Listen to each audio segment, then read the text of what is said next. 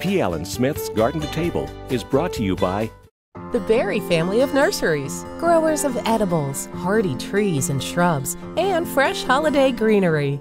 And by the makers of Job's Organic Fertilizer, now in spikes, granular, and water-soluble formulas. EasyGardener.com.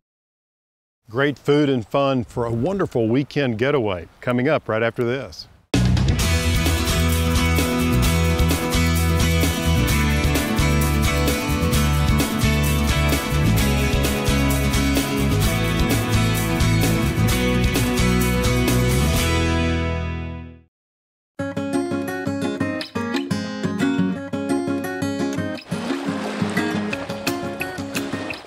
Hi, I'm Alan Smith. Welcome to Garden to Table. Hey, today's show is all about weekend getaways. Who doesn't love them? A little R&R, doing something completely different, maybe being out in nature, sitting by the water, you name it, whatever turns you on. And I'm setting up for a wonderful, easy picnic. We'll get to that a little later in the show. But you know, the thing to think about here is that whatever you do, you need to have some great food to go along with it. And it doesn't take a lot of time. It really should be easy. In today's show, I'll introduce you to a couple of places in Chicago where food and fun go hand in hand. Plus, we'll visit a garden in Kansas City where volunteers have come together to raise a ton of fresh produce for the community.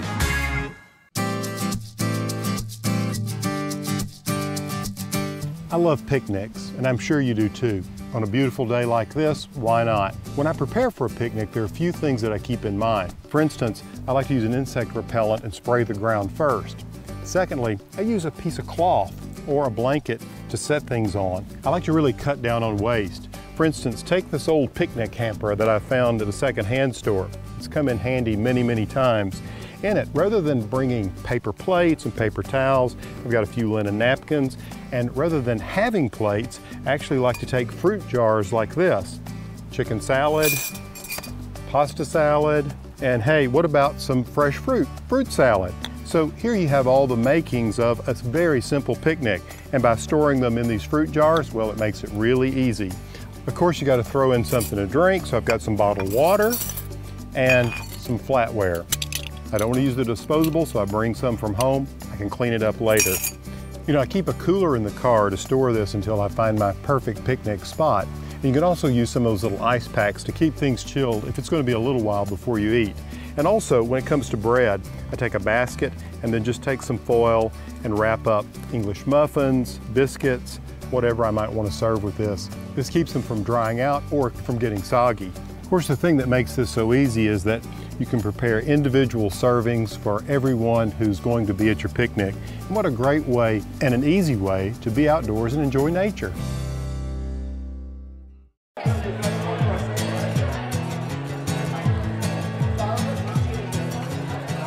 Hey, if you're looking for something really fun to do on a weekend, think about enrolling in a cooking class or even a cooking school.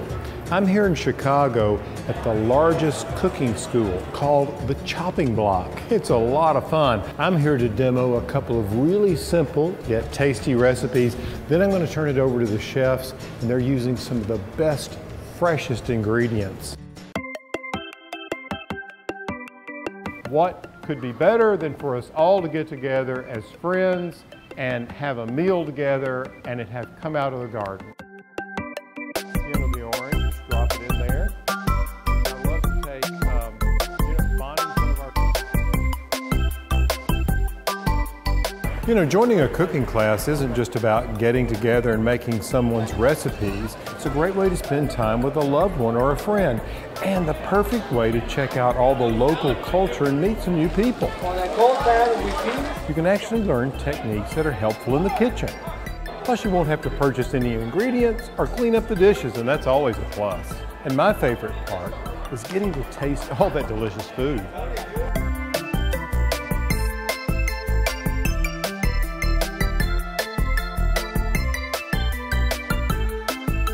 Well, that was certainly a lot of fun.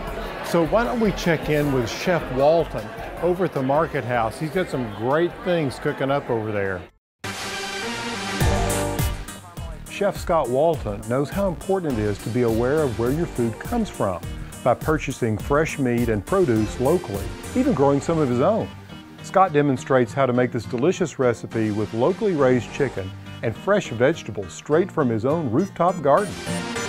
The key in getting that crispy skin, besides the honey cayenne mop doing its job in crisping up the skin, is to air dry the chicken. It has to be air dried. It's the only way to take that moisture between the skin and the flesh of the protein out of the bird, and that's going to allow you to get that crispiness when it hits that grill. Obviously buying a really, nice piece of chicken, hormone and enzyme free. So we do a half chicken. So what we've done is left the wing joint onto the breast, and we've deboned the thigh completely in this chicken. We're gonna do a quick little season. A little Allen cracked pepper, both sides of cracked pepper for Allen.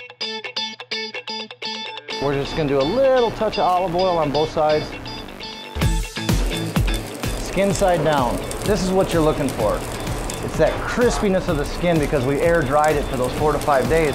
That fat's instantly crisping up like it should, getting that nice crunchy texture. We'll let this go for 2 to 3 minutes on the front side just to get a nice char on it.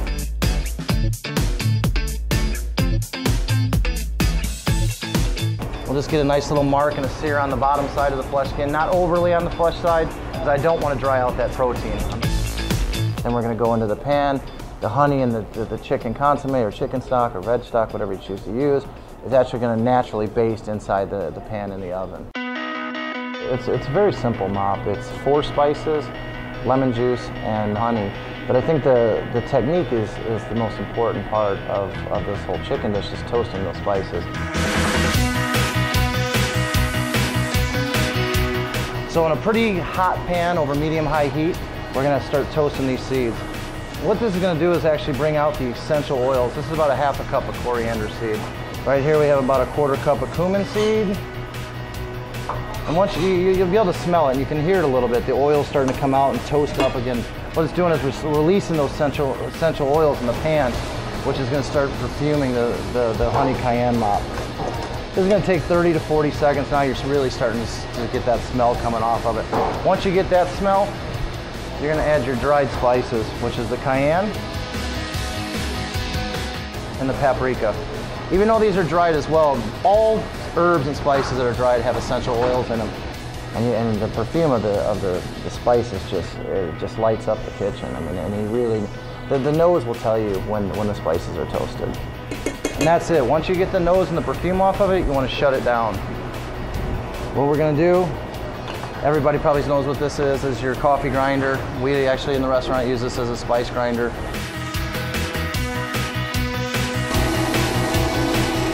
Quick little tip, give it a little shake. Takes all the heavy from the top, puts it on the bottom, get it mixed, blended real well. We want a fine grind on this actually.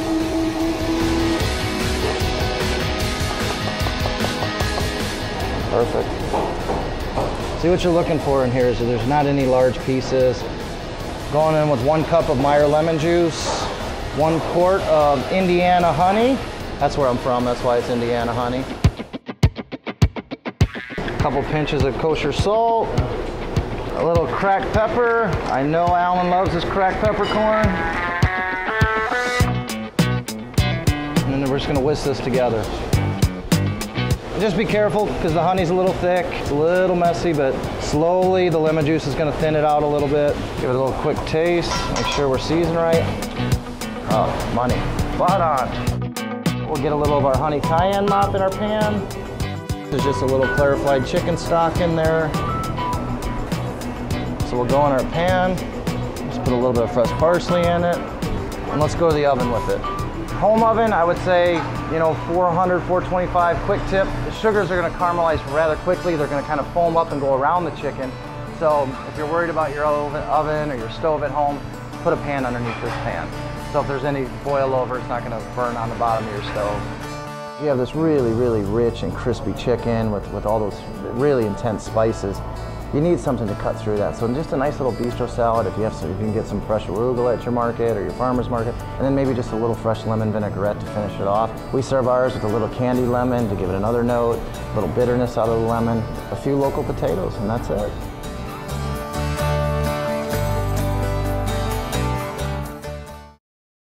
Getting involved in a community project is not only a way to help out your neighbors, it's also a lot of fun. Community gardens are really popping up everywhere, and Kansas City has one right in the heart of their art district. Kathy Pemberton tells us a lot more. My gosh, look at all of these peppers. Just amazing. What variety is this? This is flamingo. It's like a big version of a gypsy bell. Look at that, a sweet pepper. It is a very sweet pepper, and I think somewhat thick wall. Great for grilling. So Kathy, how much produce do you think you're going to generate out of this garden here in Kansas City this year? Well, from this location, last year we did about 5,700 pounds, just a little short of 3 tons. Really? That was the whole year. Yeah. So right now, that's approximately where we are at through the end of August. Yeah, oh my gosh. Well, there's still a lot of produce to go. I hope. Yeah, I hope there's it's amazing. Another ton, literally. I think there probably will be. You've got sweet potatoes, you've got lots of tomatoes left, eggplant, all kinds of things. How many raised beds are a part of this community garden? I think there's about 100. Then there's the containers up there and a small in-ground area. You know, it's really inspiring and heartening to see these community gardens popping up all over the country, and they have different designs and so forth, but I'm always fascinated how the logistics works, how you get volunteers out. You have a volunteer base here, I assume. We have a volunteer base. We have volunteers from our company, and then there are 6 other companies and organizations that have sent volunteer teams in. Really? 6 others? Yes. Yeah. Yeah. That's terrific. So that would be a total of roughly how many people per gardening year? Probably, I would say, roughly maybe 100 people. 100. And that's adequate to keep up with everything that you're doing here? I think so. Yeah. I think it is. Right. Now your role here is officially what? It's garden coordinator, so I manage the agricultural portion of this. Right. That's designing the crop rotation plans and picking the varieties and that sort of thing. So among the tomatoes, what would be one of your favorite varieties this year? Because I assume you are trialing all the time. We are. In our production area, we try and stick with some of the hybrids that we just absolutely know are going to produce for us. Yeah, yeah. But for what you said, the experimental ones, where we really have some fun, and Orange Peruche was a new one for us this year, a small cherry. Oh, it's a charmer and delicious. It is, and very prolific. It was one of the healthiest tomatoes we put in. With all of this produce, what do you do with it? Where does it go? It goes to our local food bank, and they serve literally hundreds of agencies in a multi-county area on both Kansas and Missouri. Heavens. Well, they have to look forward to seeing all of this gorgeous, organically grown produce coming their way. I think they are always happy when they get fresh. It's hard to believe that just 3 years ago this was a vacant, underutilized lot. It really is. It took some imagination, but luckily we have lots of people here with imagination. So. Including yourself. It has to make you feel good to be a part of this. Oh, it is wonderful, Alan. It is truly, it's a privilege, seriously. That's great. Thank you so much. Thank you.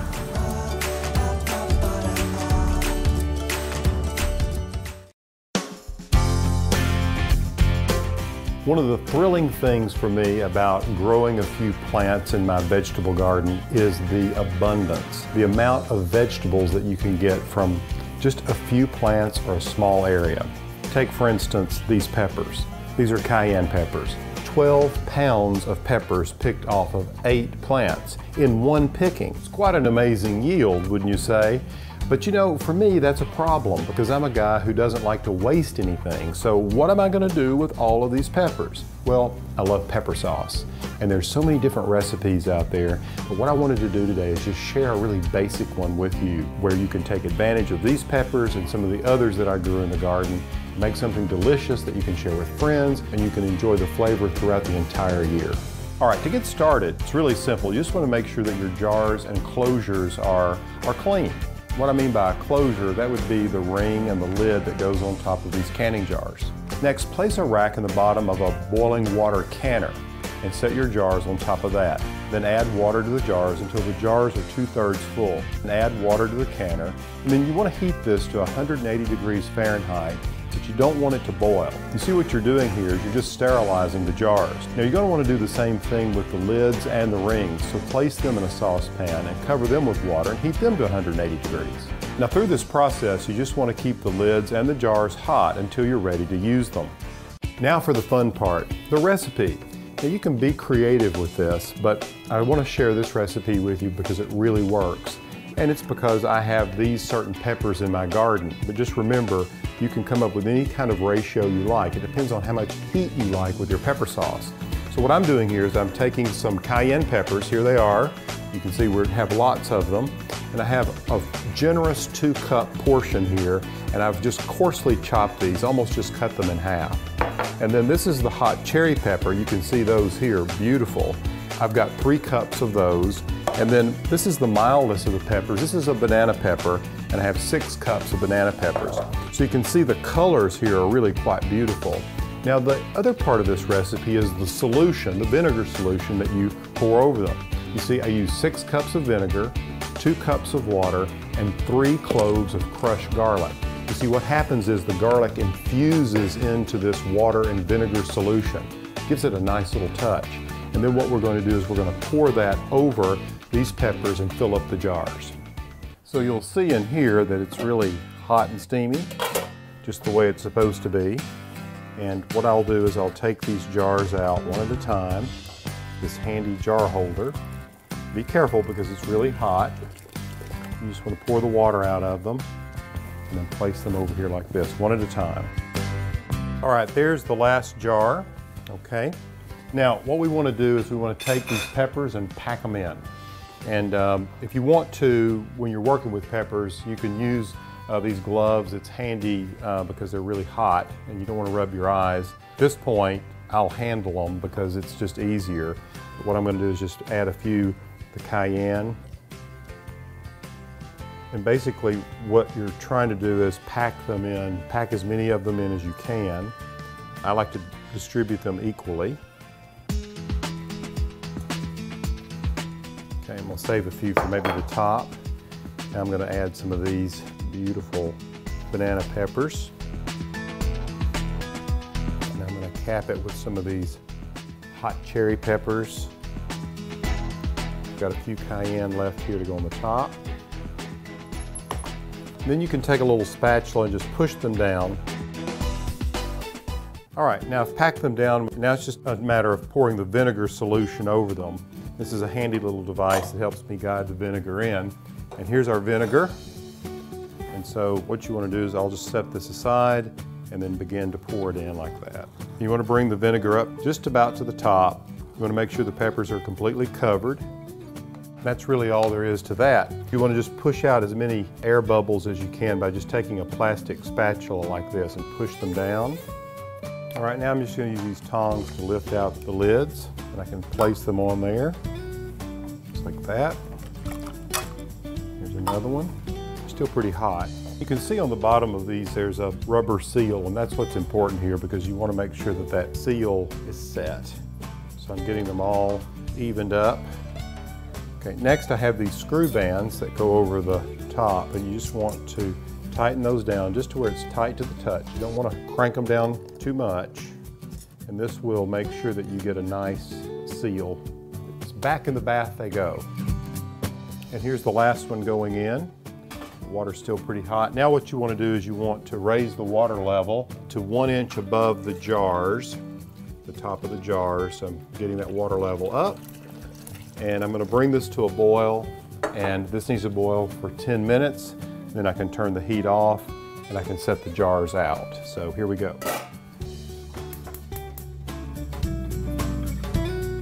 Now, once those have boiled for 10 minutes, you'll bring them out and let them cool for at least 5 minutes, maybe even longer. I like for them to become completely cooled. These are some I made earlier in the day, and they are cooled. One of the things you can do just to check to make sure that you've got a seal is you can hold it like that and make sure that it's tight, and if it doesn't come loose, then you're in good shape. A simple recipe for pickled peppers. Now I'll have pickled peppers to use in, well, all sorts of things throughout the year.